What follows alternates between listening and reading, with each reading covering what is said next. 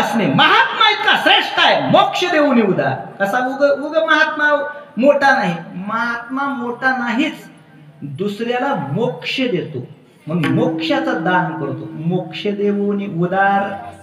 जाऊ द्या, मोक्ष कोण देत आहे? काशीत गेल्यास मोक्ष नाही, काशीत मेल्यास मोक्ष आहे. नुसतं काशीत गेल्यास मोक्ष नाही, काशीत मेल्यास मोक्ष आहे. हे उदारपणा कोणाचा आहे? काशीचा. जीवन जगून काशी बघून आलो, आता प्रयागराज काशी हे सगळं करून आले लोक, आल्यास उद्धार नाही हो, ते तर मेल्यास उद्धार आहे. 12 वर्ष राहतंय पण मरायच्या पुढे पुढे गावाकडे येते, काय उपयोग आहे? म्हणून काशीत मेल्यास उद्धार आहे. पण महाराज असं सांगतात, मोक्ष देवोनी उदार, काशी होय कीर, परी व्यंचे शरीर ते गावे.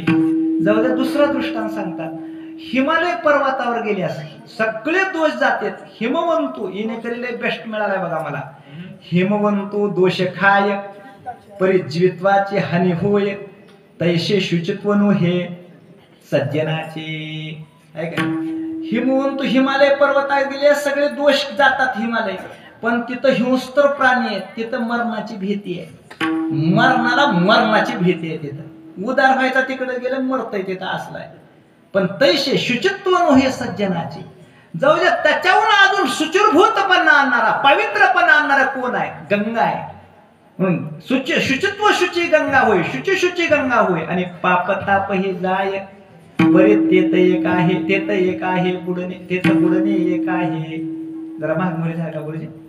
तिथं एक गंगेला पाण्यात गेल्यास बुडावं लागते, तिथं एक बुडणे आहे, तिथं बुडावं लागते गंगेत गेल्यास. चंद्रभागेत सुद्धा लोक बुडायला कसतर कसतर करू लागले, घाणच पाणी असंच वाटलाय, थंडीच बुडतंय.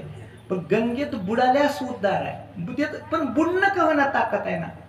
हा, पण भक्ती इतकी श्रेष्ठ आहे. इथं जर त्या नदीच्या समुद्राच्या पाण्याचा अंत लागल, भक्तीचा कुणाला अंत लागला नाही का? लागलाय कुणाला? भक्ती किती खोल आहे त्याचा अंत लागत नाही. आणि ज्ञानोबर तुकोबराच्या वाङ्मयाचा तर कधीच अंत लागत नाही. जसं समुद्राच्या पाण्यात स्नानाला गेल्यास कडे कोपऱ्यानेच लाठेनेच पुण्यतिथी होईल, आत जाण्याची ताकद नाही. ज्ञानोबर तुकोबराचं वाङ्मय इतकं सखोल आहे, कडे कोपऱ्यानेच स्नान आहे. विठाला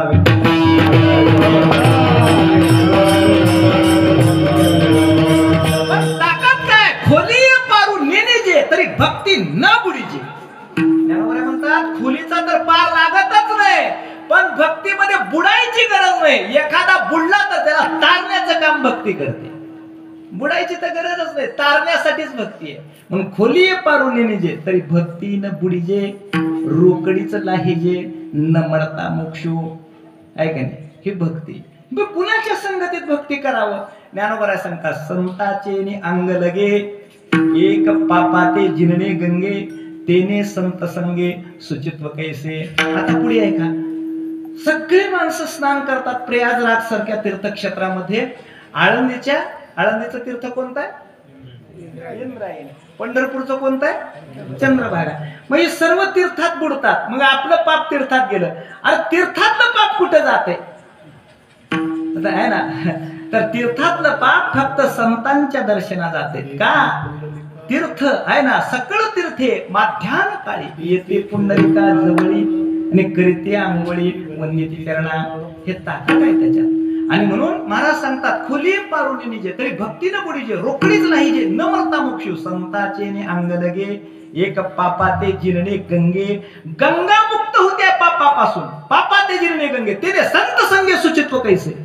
म्हणून शुचित्व आहे, म्हणून शुचित्व तीर्थ कुवासा, जिने लंगेरी दिशा मळू मनोमळ, जिने गंगेचं सुद्धा पाप घालवलंय आणि मग गंगेच्या मनातला सुद्धा मळ घातलंय. पुन्हा संतांच्या पादस्पर्शाने. मी तुमच्या महाराजासाठी सांगणार बरं, हे तुम किती पवित्रपणा आहे, श्रद्धेनं बसा.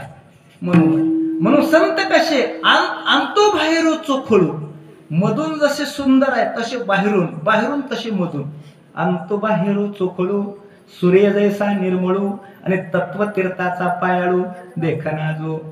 आणि मग संत काय आतून बाहेर स्वच्छ आहे, तत्व तीर्थाचा पायाळू, तत्वाच्या तीर्थाचा पायाळू आहे.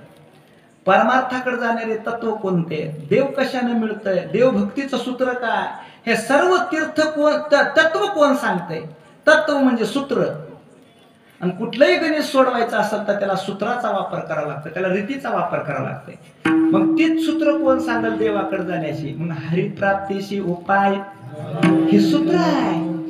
मग तत्व ज्ञानेश्वरी म्हणजे तत्व आहे. जगद्गुरु तुकोबाराचा गाथा तत्व आहे. मग तत्व तीर्थाचा पायाळू आहे ना. कशाचे पायाळू आहेत? पाण्याचे पायाळू नाहीत. हे देव कशाने सापडतंय त्या देवाकडे जाण्याचे तत्व सांगणारे हे पायाळू आहेत. पायाळूचे गुणी पडिले ठाऊके जगा पुंडलिके दाखविले. म्हणून तत्वतीर्थाचा पायाळू देखना जो. मग काय लेकरा बाळावरच प्रेम केलंय का त्यानं? एका बायकोवर 2 लेकरावरच प्रेम केलंय का? नाही. कसा आहे जीवन? व्यापकाने उदास, जैसे का आकाश तैसे जयाचे मानस सर्वत्र गान. आकाश कुणावर एकावर प्रेम करत नाही, तसा महात्मा हे विश्वची माझे घर म्हणणारा महात्मा आहे. महात्म्याची सेवा याच्यासाठी करायची. व्यापक आणि उदास, जैसे का आकाश तैसे जयाचे मानस सर्वत्र गान. आता पुढची काय होईल? सगळा श्लोकच पूर्ण करू एवढा. आणि हा तया सर्वत्र जयाचे सर्वत्र गान. आता कसे संत नाही, जो संसार व्यथे फिटला ती तुम्हाला तारायला आलेत म्हणजे कोण आहेत? ते संसाराच्या व्यथेतून बाहेर पडलेत आणि आपण संसारात आहोत. संसारातून खूप मोठे संसाराची व्यथा आहे. संसार म्हणजे मुलं बाळ पत्नी आहे ना, व्यवसाय धंदा शेती ही नाही संसार. संसार म्हणजे जन्म आणि मरण ह्याच्या बाहेर पडले. जन्म नाहिरी अनेक अशी अवस्था प्राप्त आहे. आणि कशासाठी आले तर येथे उपकारा लागे आहे ना. आले गरजा वैकुंठी धन्य ते संसारी दयावंत जे अंतरी नाशे संत आहेत. मग ते संतांचं महत्व सांगत असताना ते संसारातून बाहेर निघाले, पण आपला संसार धन्य करण्यासाठी आले.